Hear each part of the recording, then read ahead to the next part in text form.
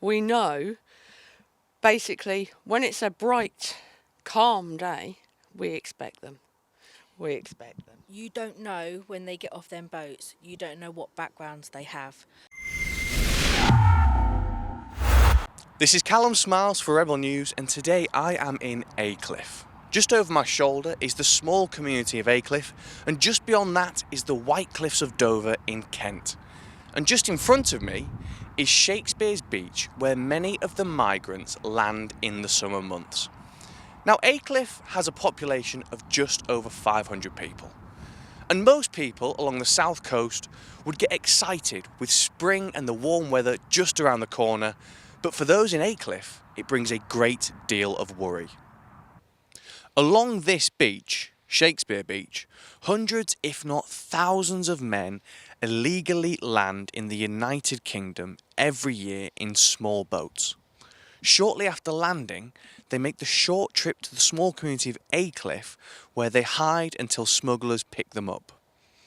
With the warm weather now approaching, it's estimated that this year is set to break the record for illegal landings once again. Last year, Aycliffe hit the headline when local residents found 40 migrants running around the estate having evaded the border force. The police were called and the migrants were rounded up, but many more are landing and hiding out in Aycliffe, then disappearing across Britain. Last year, a woman had a migrant turn up at her door asking to be driven to Manchester. Another woman was approached by one of the migrants and asked if they could use her phone.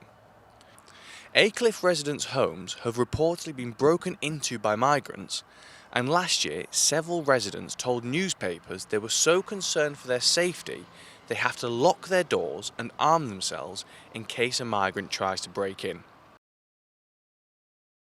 So I'm fortunate enough today to speak to two local Aycliffe residents, Kerry and Louise, who have had multiple interactions with the migrants once they've landed at Shakespeare Beach. And today, they're going to tell me more.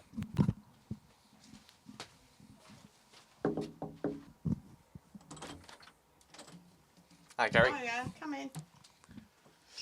Kerry, thank you very much for showing us around your garden today and, well, telling us exactly what's going on here in Aycliffe. Well, in your own words, what's happened? Hiya, yeah, I'm Kerry Ann Jones, and I've lived in Aycliffe coming up for 2.5 years now. And ever since I moved into this property, I've just had incidents with immigrants. I've had to have a new fence put up for security reasons and CCTV because they were just coming into my garden and petrifying my daughter. So talk me through some of the incidents that have happened here.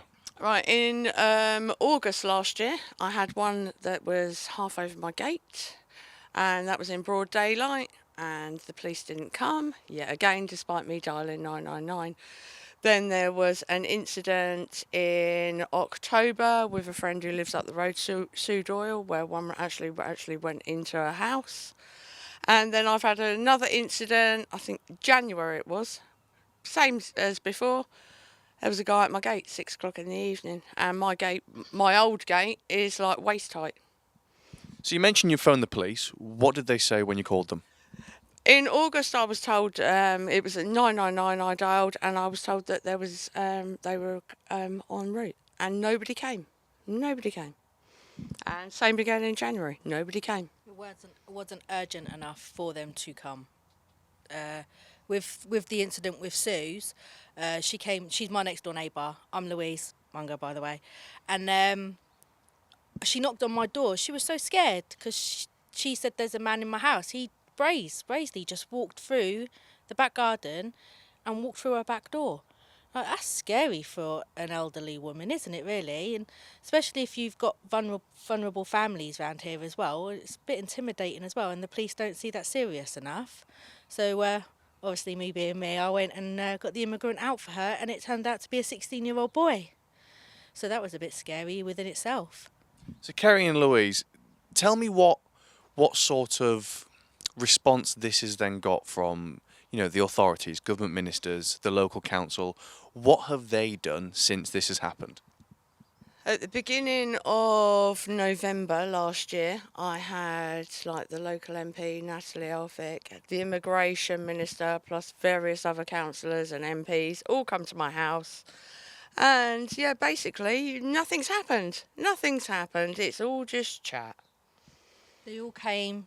We had a discussion what was going to get put into place, but we're not seeing any changes if they have put anything into place, and that's upsetting. Really, it just feels like Aycliffe has been forgotten about. You got to think about our children at the end of the day, because when they do turn up, like we get no warning, we just hear a helicopter, and that's how you know they've landed on our beach.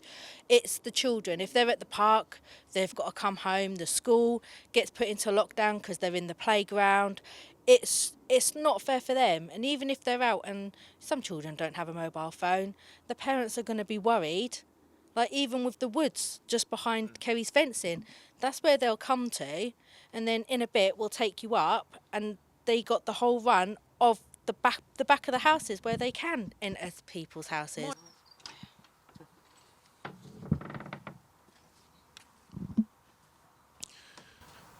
The whole of this area behind was just like this.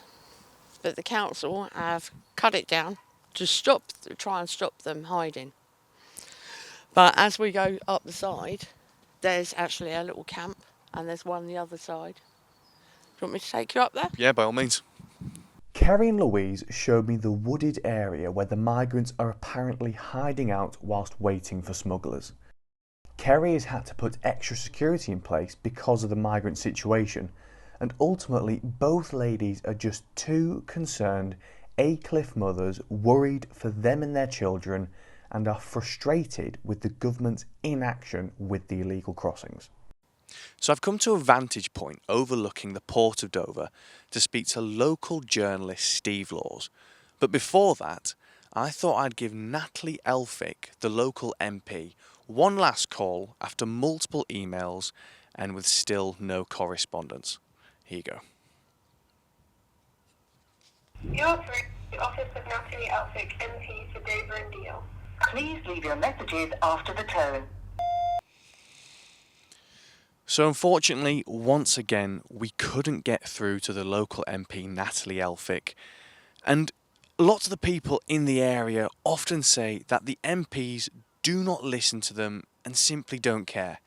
And when you can't get through to the MP to get even a comment, never mind a full interview to ask them what they're going to do about the situation, you start to think they have a point. But one of the people who is willing to talk to us is Steve Laws, so I'm going to go speak to him now. So Steve Laws has been covering the migrant crisis for multiple years now, not just along the Kent coastline, but across the entire United Kingdom. So it's safe to say Steve is a bit of an expert on the subject. Afternoon, Steve. Hello there, mate. You alright? Yeah, not too bad. So, Steve, talk to me about what's been going on in Dover, specifically with Shakespeare Beach. I've heard lots about it. What can you tell me about the place? So Shakespeare Beach is where illegal immigrants land. There's been numerous beach landings over the years. There wasn't so many last year due to the MOD being out and obviously actively picking them up more frequently. But over the years, there have been a number of beach landings. They run away, they disappear into the community of Aycliffe, and then from there, they're either disappearing but not be found, or Border Force will pick them up, or there may be smugglers waiting. I've seen beach landings happen there myself. I've seen numerous dinghies being left abandoned along the beach. So there are a lot of beach landings that happen now. And what do you think of the numbers we're going to get this year? I mean, today's one of the first nice, you could say, summer days here in the UK. What do you think of the numbers what do you think the numbers are going to be like this year? So I would say at an estimate, I reckon around 60 to 70,000 by boat this year. Could be more depending on the circumstances in northern France, and we'll have to see how the new migration bill plays out. But as things stand, it's more of the same. I can't imagine there's going to be much difference with this new bill. All of the policies to stop this are in place already. They're not doing them. So I can't imagine the bill is going to make much difference. It's interesting, this bill, because about a week apart of them saying they're going to stop these illegal crossings, they're now talking about, oh, we need more places to house these people. What do you make of that, and with the new housing arrangements they're currently proposing? So they're proposing to put them in disused ferries and military bases all over the country, but unfortunately it's a pipe dream, and it seems like they're only putting the idea forward because of the local elections. There are not enough military bases or disused ferries in the country to house the amount of people that they need to. For instance, there's 166,000 people in the asylum system at the moment that all need accommodation. It's 51,000 in hotels, so it seems a bit of a pipe dream to suggest that they're all going to go into military barracks and disused ferries. And what do you think they're going to do about the backlog? Because they said the backlog is so big it could take years to clear. How do you think they'll solve that?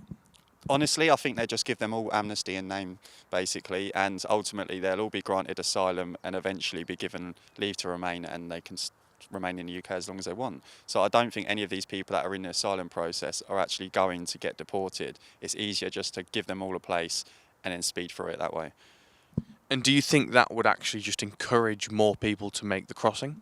Everything this government does is encouraging the crossings to happen. They never seem to put a deterrent in place. They talk about Rwanda and it doesn't deter people. People have been seen in the camps talking, saying, would you like to go to the UK even though you may be deported to Rwanda? They say they know that they're not going to Rwanda. They know it's not going to happen, so they're still going to come to the UK. Until there's real deterrence in place, none of this is going to make a difference. Steve's predictions are grim, but they do seem in line with what the UK is seeing.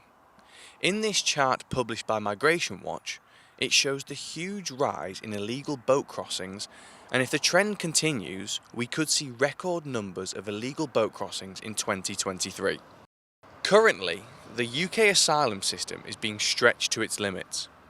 There is a huge immigration backlog, and the number of applications awaiting decisions on asylum has risen by 300% in 4 years. Up and down the country, hotels are full of migrants awaiting their asylum application claims to be processed. The UK taxpayer is footing the bill for the migrants to stay whilst their applications are processed, and it's not cheap. The migrants' accommodation alone is costing the UK taxpayer almost £7 million per day. So it's certainly been an eye-opening day here in Dover. The locals are concerned when it comes to the migrant crisis.